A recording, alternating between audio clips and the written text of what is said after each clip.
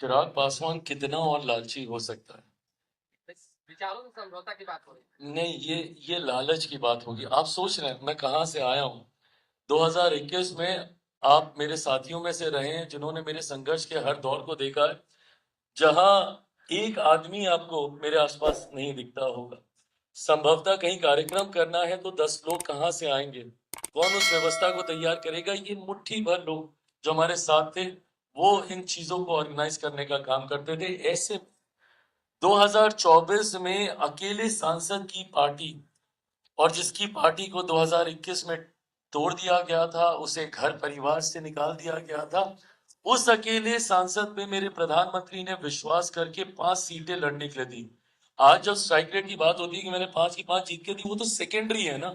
पर ये विश्वास ही होना कि आपको 5 सीटें दी जा सकती हैं और आप जीत सकते हैं, ये विश्वास ही बहुत बड़ी बात है जो मेरे प्रधानमंत्री ने मुझ पे किया।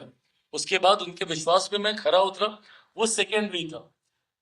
5 सांसद मेरे जीते, एक सांसद वाली पार्टी के जीरो में एक विधायक बोलने लगा था, बट जो जीते भी थे वो भी दूसरी तरफ चले गए थे। तो जीरो विधायक वाली पार्टी को 29 सीटें दे दी जाती हैं चुनाव लड़ने के लिए। उसमें से हम 19 जीत के आते हैं तब, जबकि निरंतरता में ये नैरेटिव सेट किया जा रहा था कि सारी हारने वाली सीटें दी गई हैं, दहाई का आंकड़ा भी चिराग पासवान की पार्टी पार नहीं कर पाएगी।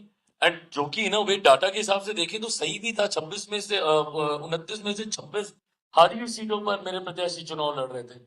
बट उसके बावजूद ये विश्वास होना गठबंधन का कि आपको 29 सीटें दी जा सकती हैं और आप उसमें से 19 आप जीत कर आते हैं।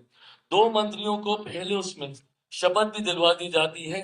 अब अगर इसके बाद भी मैं गठबंधन से कुछ मांगू तो मुझसे बड़ा नाशुक्रा कोई नहीं होगा, मुझसे बड़ा लालची कोई नहीं होगा। इसके बाद भी अगर मैं मलाल रखूंगा किसी तरीके से तो फिर मुझे खुशियों को मनाना नहीं आता होगा। तो ऐसे में जितना मिला है, मैं मानता हूं कि ये मेरे पिता के आशीर्वाद से हम लोग यहाँ तक पहुंचे हैं, तो मलाल कतई किसी बात